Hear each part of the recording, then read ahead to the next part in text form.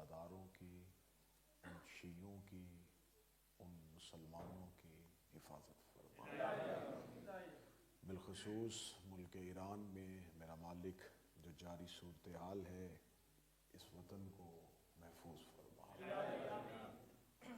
آقا کے ظہور میں تعجیل فرما، دشمنانان اسلام، دشمنانان مذہب و دشمنانان اہل بیت کو نیست و نابود فرما۔ دعاؤں کی قبولیت کے لیے مل کے باواز بلند صلوات پڑھیں۔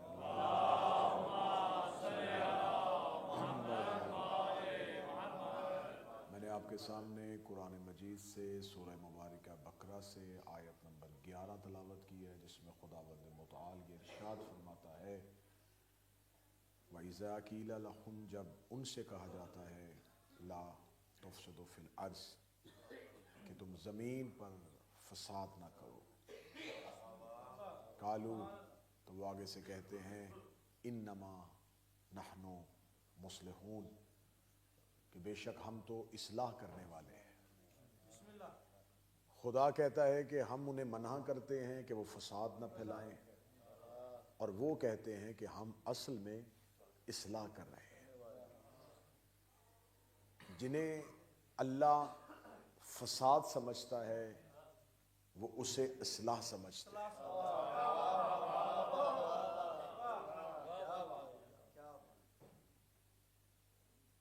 یہ لفظ فساد قرآن میں متعدد بار استعمال ہوا ہے، لیکن جب بھی لفظ فساد پڑھا جائے گا تو سامنے بیٹھے ہوئے سامع کے ذہن میں آئے گا کہ فساد سے مراد ہے لڑائی، فساد سے مراد ہے جھگڑا، فساد سے مراد ہے قتل و غارت کرنا، یعنی کہ فساد ایسا مصدر ہے کہ جس سے شر، خطرہ، جھگڑا، تمام معنی اس سے نکلتے ہیں۔ لیکن قرآن کا جو اسلوب ہے، جو خدا کا گفتگو کا طریقہ کار ہے، تو خدا اپنے معنی کو جو چھپاتا ہے لفظ میں، تو یہ خدا کے ہاں حسن ہے اس کی گفتگو کا کہ ایک لفظ جس جملے میں استعمال ہوتا ہے اس جملے کے مطابق معنی کو ظاہر کر دیتا ہے۔ ورنہ کیسے ہو سکتا ہے کہ 30 پاروں پہ مشتمل ایک کتاب ہو اور وہ کائنات کا ہر علم اپنے اندر رکھتی ہو؟ وہی الفاظ بار بار دہرائے جا رہے ہوں، وہی لفظ بار بار دہرائے جا رہے ہوں، اور اس ایک لفظ میں سے کبھی کوئی معنی نکل رہا ہو، کبھی کوئی معنی نکل رہا ہو۔ تو لفظ جہاں استعمال ہوتا ہے اس جگہ پہ آ کے وہ اپنے معنی کو ظاہر کر دیتا ہے۔ یہ نہیں ہو سکتا کہ قرآن میں جہاں فساد آئے گا وہاں صرف لڑائی ہی ہوگی۔ جیسا کہ خدا نے فرشتوں سے کہا کہ آدم کو سجدہ کرو، تو ملائکہ نے کہا یہ زمین پہ جا کے فساد کرے گا۔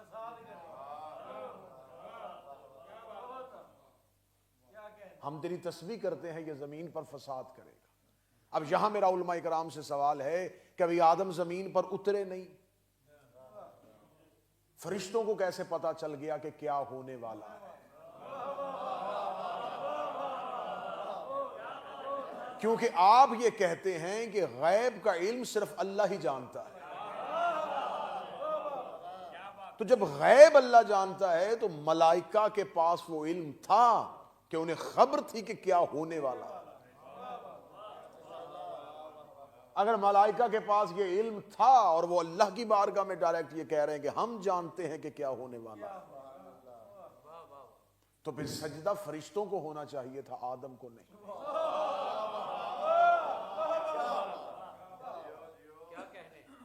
اب میں وضاحت کر دوں کہ لفظ فساد جو ہے اس کا اصل، اس کی اصطلاح کیا ہے، یہ استعمال ہوتا کیوں ہے۔ یہ اصطلاح قرآن میں استعمال ہوگی لڑائی میں، جھگڑے میں، فتنے میں، شر میں، لیکن اس کی اصطلاح کا جو مرکز ہے وہ کیا ہے کہ فساد اسے کہتے ہیں جب کسی چیز کو اس کے مرکز سے ہٹا دیا جائے، اسے فساد کہتے ہیں۔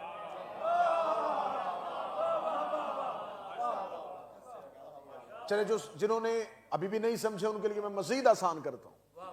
کسی کا حق بنتا ہو اس سے چھین لیا جائے،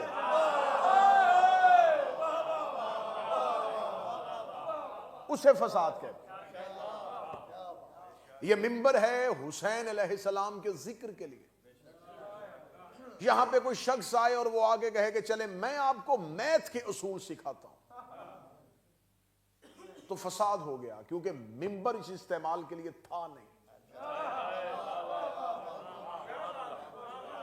جہاں جس چیز کا حق نہ بنتا ہو وہ ہو جائے تو وہ فساد ہو.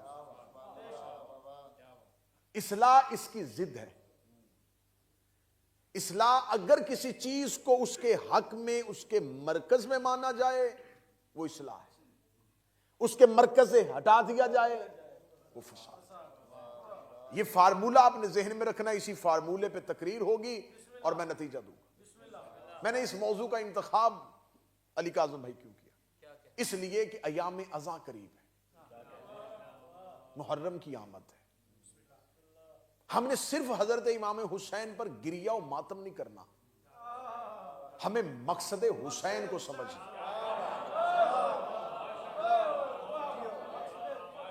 اگر آپ کے پاس حسین کا ہدف نہیں ہے تو آپ کے پاس شور ہے، شعور نہیں. حسین کو شور والا مجمع نہیں چاہیے.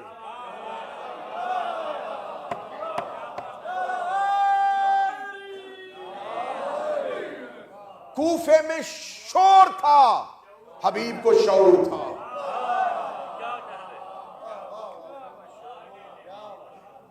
کوفے میں شور تھا، حسین حسین حسین، شور نے کوئی فائدہ نہیں دیا.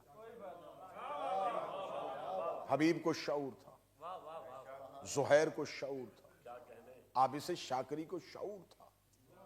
حسین کو شعور والے لوگ چاہیے.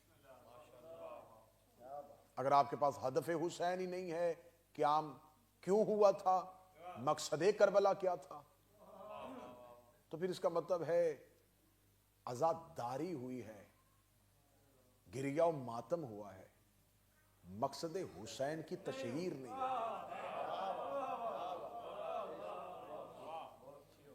اب ایام اذاں میں آپ نے جب 10 مجلسیں سننی ہیں تو اس مجلس کو آپ نے ایک پیمانہ بنا کے سامنے رکھ دینا ہے. پھر اس کے بعد آپ جب جہاں عزاداری میں بیٹھیں گے اسی ایک معیار پہ ہی آپ نے پرکھنا ہے کربلا کو.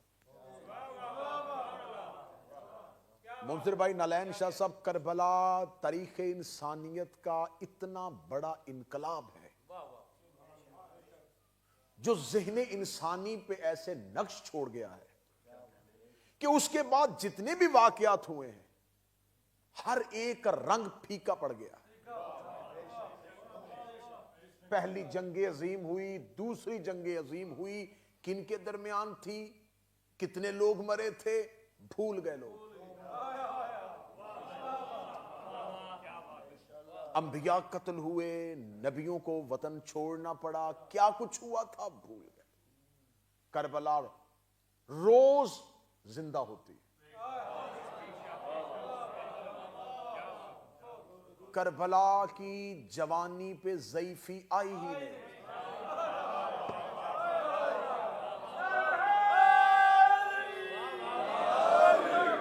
کربلا شباب میں کھڑی ہے. کیا ہے پھر کربلا میں؟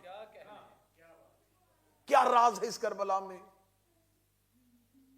ایک ہی واقعہ بار بار دہرایا جا رہا ہے اور لوگ بار بار اس واقعے کو سننے آ رہے ہیں. تو پھر یہ تو مانو کہ کوئی اثر تو ہے نا. تب کیا ہے کربلا؟ ہدف کیا ہے؟ جب آپ کسی سے پوچھیں گے تو جو 2 جوابات آپ کو ملتے ہیں میں پہلے وہ دہراؤں گا. امام حسین علیہ السلام نے مدینہ کیوں چھوڑا اور عراق میں ایک صحرا کا انتخاب کیوں کیا؟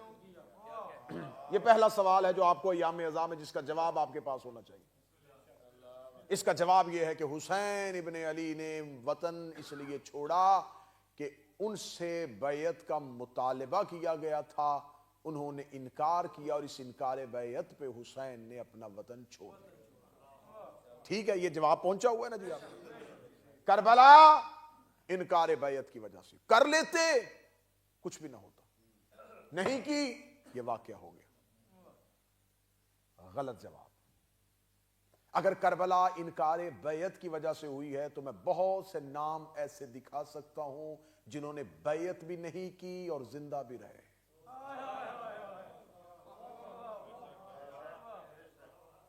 میں بہت سے لوگ ایسے دکھا سکتا ہوں جنہوں نے بیعت بھی نہیں کی اور شہر بھی نہیں چھوڑا۔ انکار بیعت کیا ہدف کربلا ہے؟ انکار بیعت کیا قیام حسین ہے؟ انکار بیعت کیا مقصد حسین ہے؟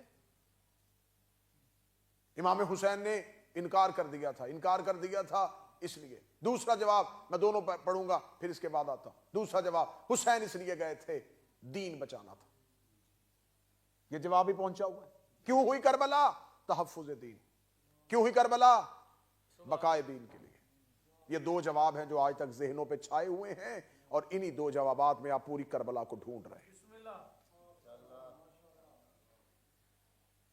یہ نہیں ہوتا کہ کچھ واقعات ہوتے نہیں، لیکن ہر واقعے میں ہدف نہیں ہوتا۔ میں آسان کر دیتا ہوں۔ میں مجلس پڑھنے کے لیے پہنچا، ہم امام بارگاہ کے اندر آئے، مجلس ابھی شروع ہو رہی تھی، عوام کے آنے میں، لوگوں کے آنے میں تاخیر تھی۔ میزبان نے کہا کہ آپ تھوڑی دیر کے لیے کمرے میں بیٹھیں، آپ کچھ پیئیں گے؟ ابھی کچھ ٹائم ہے۔ ہم نے کہا چائے پلا دیں، انہوں نے چائے دے دی۔ ایک شخص امام بارگاہ میں آیا، اس نے مجھے چائے پیتے ہوئے دیکھا اور تھوڑی دیر کے بعد اس نے مجھے منبر پہ مجلس پڑھتے ہوئے دیکھا۔ اس سے کسی نے پوچھا آج امام بارگاہ میں کیا ہوا تھا؟ انہوں نے کہا آصف رضا علوی چائے پینے آیا تھا اور مجلس پڑھ کے چلا گیا۔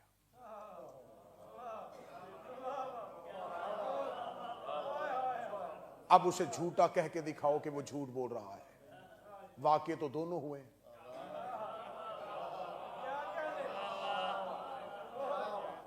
واقعہ تو ہوا ہے، اس نے مجھے چائے پیتے بھی دیکھا ہے اور مجلس پڑھتے بھی دیکھا ہے۔ غلط تو اس نے کچھ نہیں کہا، اس کی روایت تو بالکل ٹھیک ہے۔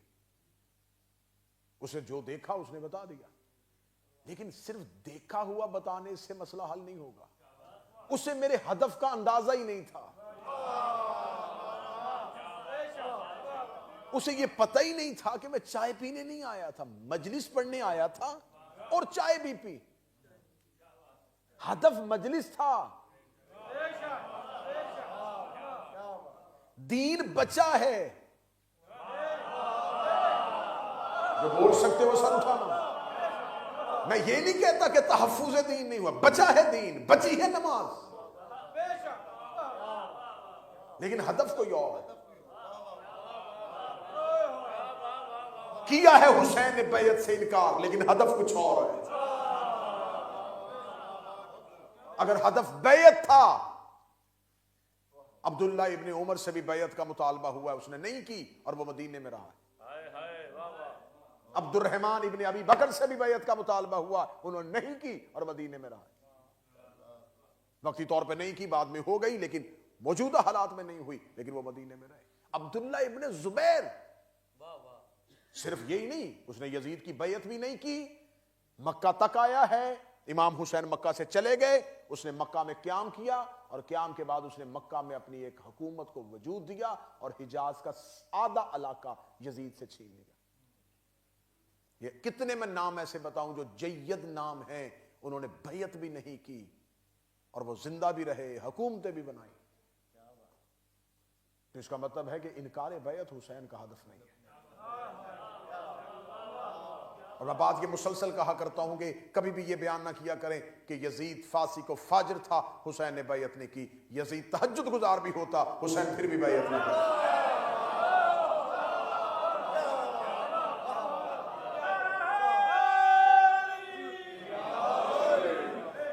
حسین کا انکار کردار کی وجہ سے نہیں تھا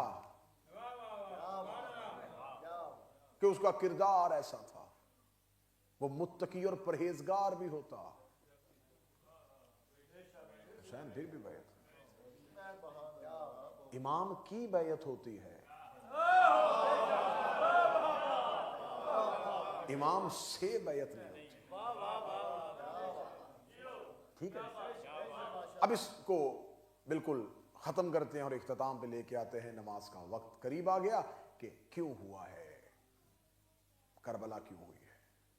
انکار بیعت نہیں، جی دین بچانے کے لیے گئے تھے. تو میں بڑی عاجزی اور انکساری کے ساتھ یہ سوال کروں گا کہ مجھے دین کا کوئی ایسا رکن بتائیں جو اس وقت امت نے ختم کر دیا تھا اور حسین اسے دوبارہ قائم کرنے جا رہے تھے.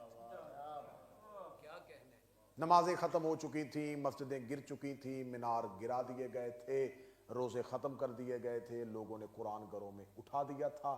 ایسا کچھ نہیں ہوا تھا. حتیٰ کہ قاتلان حسین گردنوں میں قرآن لٹکائے ہوئے اول وقت میں نماز ادا کر رہے تھے. عین شہادت کے وقت تک یہ تمام مناظر تاریخ نے محفوظ کیے ہوئے ہیں. اذان ہو رہی تھی، نمازیں ہو رہی تھیں، داڑیاں چہروں پہ رکھی ہوئی تھیں، گردنوں میں قرآن لٹک رہے تھے، فتوے دیے جا رہے تھے اور حکومت اسلامیہ کا لفظ استعمال ہو رہا تھا. تو پھر دین میں کمی کون سی آئی تھی؟ چلے قیاس سے کام نہیں لیتے، میں یہ کہوں یہ ہو سکتا ہے، یہ ہو سکتا ہے. جس نے وطن چھوڑا وہی بتا سکتے ہیں کہ میں کیوں جا رہا ہوں.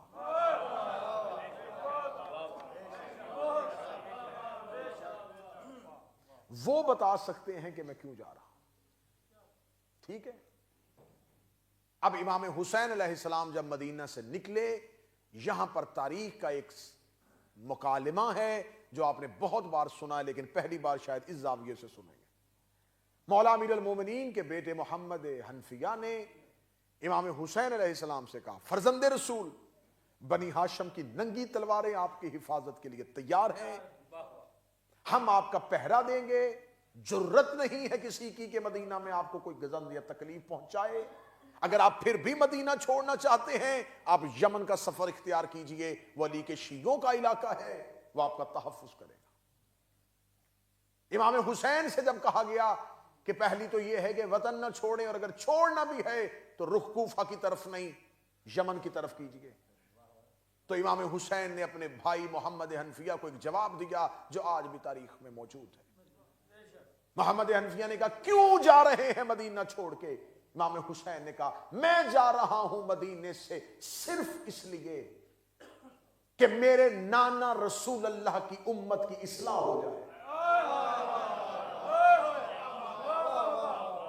میں جا رہا ہوں امت کی، یہی ہے اصلاح امت کی خاطر. جملہ سنیے گا اہلیان بریڈ فورڈ. امام حسین نے یہ نہیں کہا میں یزید کی اصلاح کے لیے جا رہا ہوں.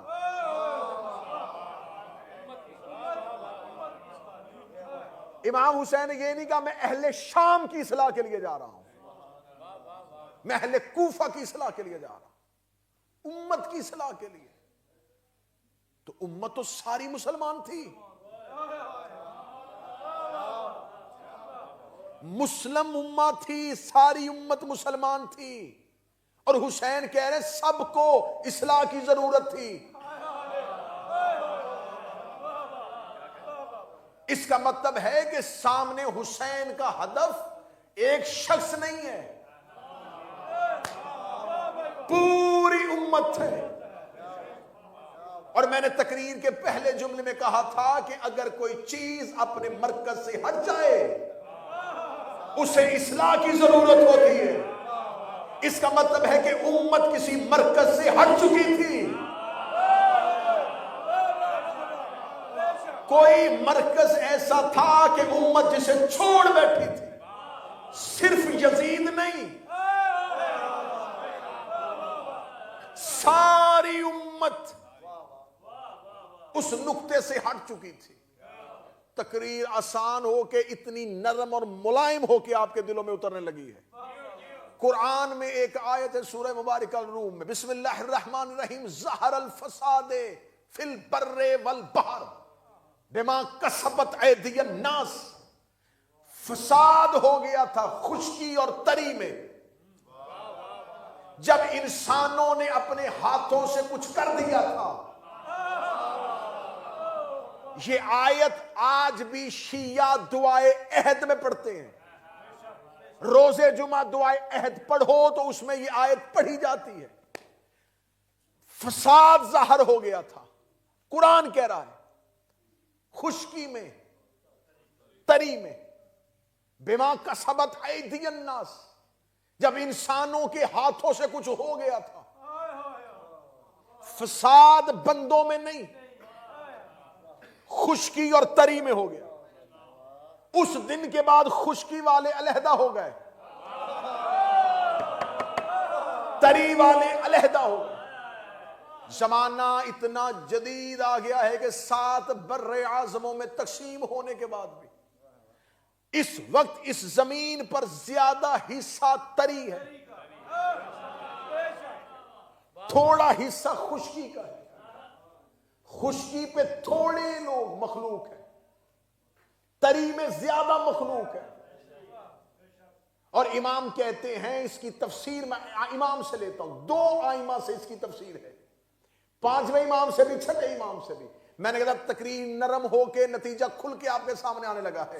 امام سے پوچھا گیا کہ مولا اللہ قرآن میں کہہ رہا ہے کہ خشکی اور تری میں فساد ہو گیا تھا، آپ ہمیں بتائیں. ہم نے آج تک لہروں کو ساحل سے لڑتے ہوئے نہیں دیکھا، ہم نے آج تک نہیں دیکھا کہ کبھی سمندروں کی شہروں سے جنگ ہو گئی ہو. تو یہ زمین پر کیسا فساد ہوا تھا جو خشکی اور تری میں ہوا تھا. امام نے سامنے بیٹھے سائل کا چہرہ پڑا، چہرے پہ محبت اہل بیت کو دیکھا. امام نے کہا اگر بغض میں پوچھتا تو میں شاید تمہیں اور بانی بتا دیتا، لیکن تیرے چہرے کا عرفان کہہ رہا ہے کہ تمہیں ویسے ہی بتانا چاہیے جیسے اللہ کہنا چاہتا ہے. اس کا مولا خشکی اور تری میں فساد کب ہوا تھا؟ فرمایا جب مدینے میں مہاجرین اور انصار نے ایک نعرہ بلند کیا تھا، منا امیر و منکم امیر، ایک امیر تم میں سے ہوگا، ایک امیر ہم میں سے ہوگا. جب سقیفہ میں انسانوں نے اپنے ہاتھوں سے اللہ کا خلیفہ بنا دیا تھا، اس دن خشکی اور تری میں فساد ہو گیا تھا، اس لیے کہ خشکی والوں نے خلیفہ بنایا تھا، تری والوں نے نہیں بنایا. فساد ہوا تھا جب خشکی والوں نے تو خلیفہ چن لیا. سمندروں کی مخلوقات نے انہیں خلیفہ نہیں بنایا.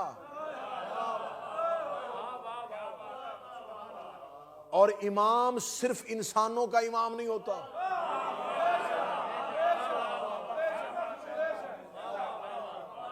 کائنات کی ہر مخلوق کا امام. تو جو تری میں رہنے والی مخلوق ہے وہ اپنے مرکز سے نہیں ہٹی، انسان اپنے مرکز سے ہٹ گئے. انسانوں نے علی چھوڑا، خدا نے قرآن میں کہا فساد ہو گیا. اب یہاں نتیجہ آنے لگا ہے، میں نے زیادہ زحمت نہیں دی. خدا کہتا ہے لوگوں نے علی کو چھوڑا، زمین میں فساد ہو گیا. حسین علیہ السلام نے 28 رجب کو کہا میں جا رہا ہوں امت کی اصلاح کی خاطر. قرآن کہتا ہے فساد ہے بغض علی کا نام، اور حسین کہہ رہے ہیں اصلاح ہے ولایت علی کا نام. اس کا مطلب ہے کہ کربلا انکار بیعت پہ نہیں ہوئی، ولایت علی پہ ہوئی. مقصد کربلا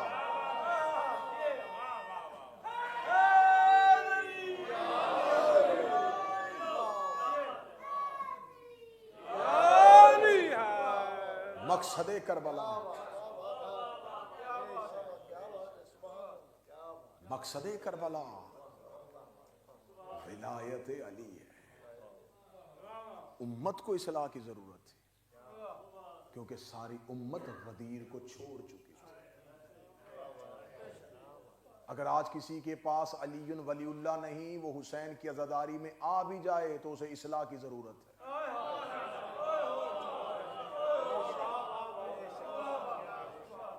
فساد علی کو چھوڑنے پہ ہوتا ہے. علی کو چھوڑ کے مجلس سے کرواؤ گے فساد ہوگا.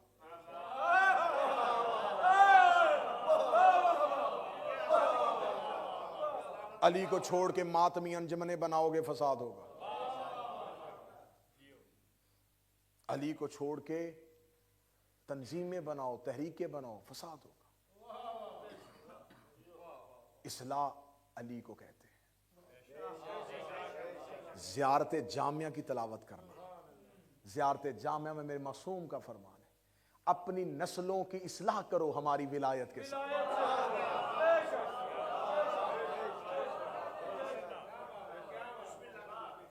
لیکن اب مجبوری ہماری یہ بن گئی ہے کہ جب ہم ولایت کا لفظ استعمال کرتے ہیں تو مجمع کا 70% طبقہ یہ سمجھتا ہے کہ شاید شہادت ثالثہ کی بات ہو رہی ہے. کیونکہ ایسے کر دیا گیا ہے کہ ماحول ایسا بن گیا, ولایت کی بات ہوئی, اچھا اچھا اچھا اچھا, یہ تیسری گواہی کی بات کر رہے ہیں. نماز میں ولایت نہیں, ولایت کے اندر نہیں.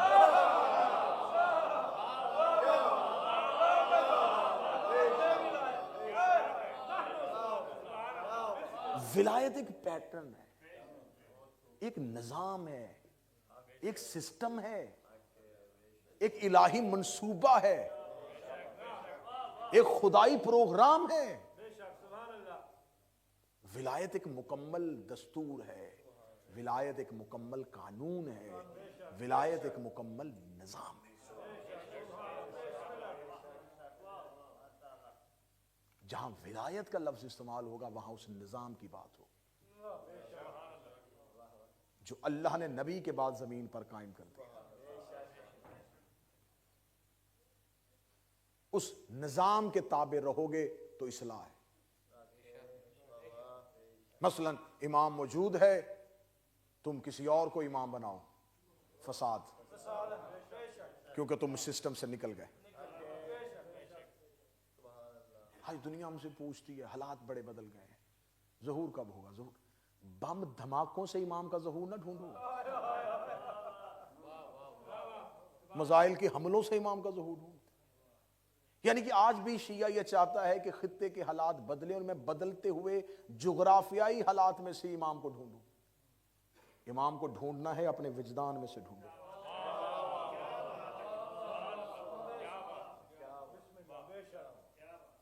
تم آؤ امام کی اطاعت میں, آؤ اس نظام کے ساتھ, منسلک ہو جاؤ سسٹم کے ساتھ. تم کیوں انتظار کر رہے ہو؟ یہ انتظار شدت میں کرو گے, تڑپ میں کرو گے تو اصلاح ہے. یہ نظام, یہ انتظار اپنے دنیاوی فائدے کے لیے کرو گے تو فساد ہے. ایام ازا کی آمد ہے, چھوٹی قربانی نہیں ہے حسین ابن علی.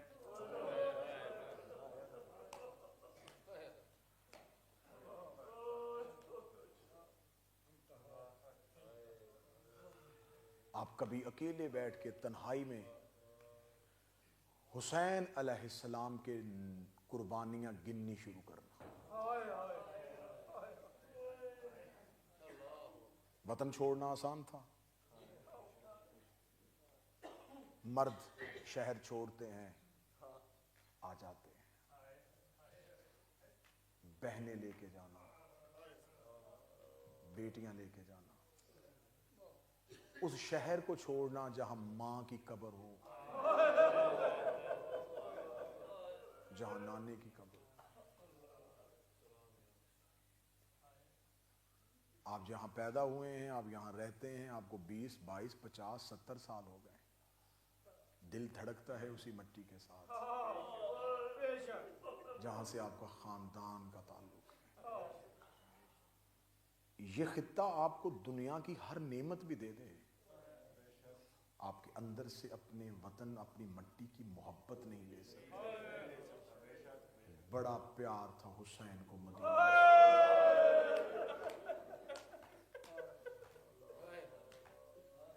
اس مدینہ نے حسین کا آباد دور دیکھا تھا, اس مدینہ نے حسین کا بچپن دیکھا تھا, اس مدینے میں حسین گلیوں میں چلے تھے, اس مدینے کے بازاروں نے حسین کو رسول کے کاندھوں پہ دیکھا تھا, اس مدینہ کے لوگوں نے حسین کو رسول کی پشت پہ دیکھا تھا, اس مدینہ کے لوگوں نے حسین کو رسول کی گود میں, جس مدینے نے حسین کے اتنے لاڈ دیکھے تھے وہاں رات کو اکیلا جا رہا تھا.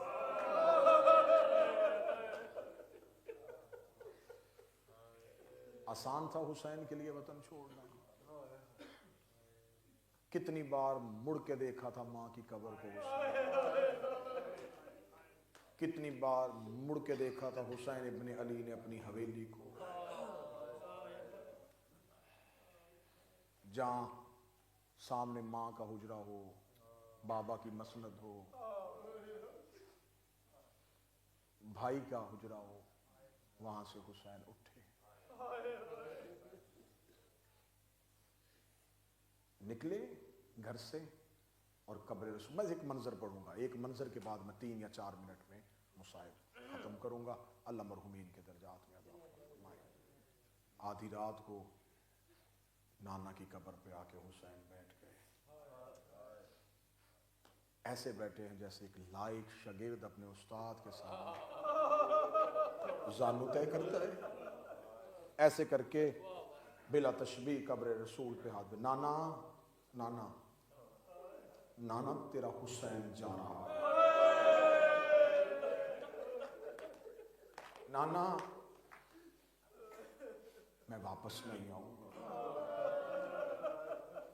اگلی سطر میں بے ساختہ ہائے نکلی، نانا تیرا مدینہ اب شریفوں کے رہنے کے قابل ہے، نانا تیرے مدینے میں شریف زادیوں کے گھروں کو اب آگ لگ جاتی ہے، نانا تیرے شہر میں آپ لوگ عزت داروں کی بیٹیوں کا حیا نہیں کرتے، نانا میں تیرا شہر چھوڑ رہا ہوں. قبر رسول سے آواز آئی، حسین کہاں جائیں گے؟ رو کے کہتا کہیں جا کے اپنا شہر بناؤں گا. نانا آپ کا وطن مکہ تھا، آپ نے چھوڑ کے یثرب کو مدینہ کیا، نانا میں بھی کوئی اپنا مدینہ بناؤں گا.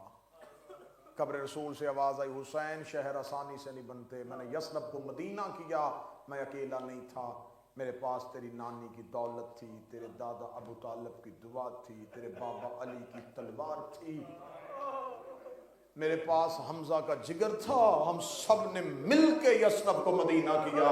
قبر رسول سے اٹھا علی کے جلال میں حسین، رو کہتا نانا مجھے غریب سمجھا ہے، میں بھی اکیلا نہیں، میرے پاس اکبر کا جگر ہے، عباس کے بازو ہے، قاسم کی جوانی ہے، اصغر کا بچپن ہے. نانا سرمایہ میرے پاس بھی ہے، سرمایہ آپ کے پاس بھی ہے. نانا حسین کو اپنے سرمایے پہ ناز ہے. حسین کہاں جا کے شہر بنائے گا؟ رو کے فرماتا کسی صحرا میں جاؤں گا. نانا لیکن تیری قبر پہ کھڑا ہو کے تیرا بیٹا حسین یہ وعدہ کرتا ہے میں اپنا شہر اتنا کمال بنا دوں گا، ہر شب جمعہ 1.25 لاکھ نبی لے کے تو میرے شہر آئے گا. نانا میں اپنے شہر کو قیامت تک کے لیے لوگوں کی زیارت گاہ بناؤں گا. نانا میں لوگوں کو تسکین دوں گا، میں لوگوں کو سکون دوں گا. قبر رسول سے رو کے حسین کی آواز ہے، نانا میں وعدہ کرتا ہوں میں نہیں آؤں گا، لیکن نانا اب الہی نظام بچ جائے گا، اب خدا کے نظام کو کوئی خطرہ نہیں ہوگا. آواز آئی حسین نظام آسانی سے نہیں بچے گا. نانا کیسے بچے گا؟ آواز آئی حسین تیاری سناؤ. حسین رو کہتے نانا قبر سے باہر نکل کے دیکھ میں نے 40 دروازوں کو تالا لگا دیا. حسین اگر یہ دین پھر بھی نہ بچا، آواز آئی نانا تو نہ گھبرا، نانا تو نہ پریشان ہو، میں ماں کی شکل والی بیٹی مدینے کی گلیوں میں روٹی چھوڑ کر. حسین اگر یہ ولایت پھر بھی نہ بچی، رو کے آواز آئی نانا تو پریشان نہ ہو، نانا میں مکہ میں بدے احرام کھول دوں گا. آواز آئی حسین اگر دین پھر بھی نہ بچا، نانا میں مسلم کا لاشا دیکھوں گا. حسین اگر پھر بھی نہ بچا، آواز آئی نانا پریشان نہ ہو، میں 2 محرم غازریہ کے صحرا میں اتر جاؤں گا. حسین اگر پھر بھی نہ بچا، آواز آئی نانا تو پریشان نہ ہو، 7 محرم میری سکینہ پیاسی ہو جائے گی.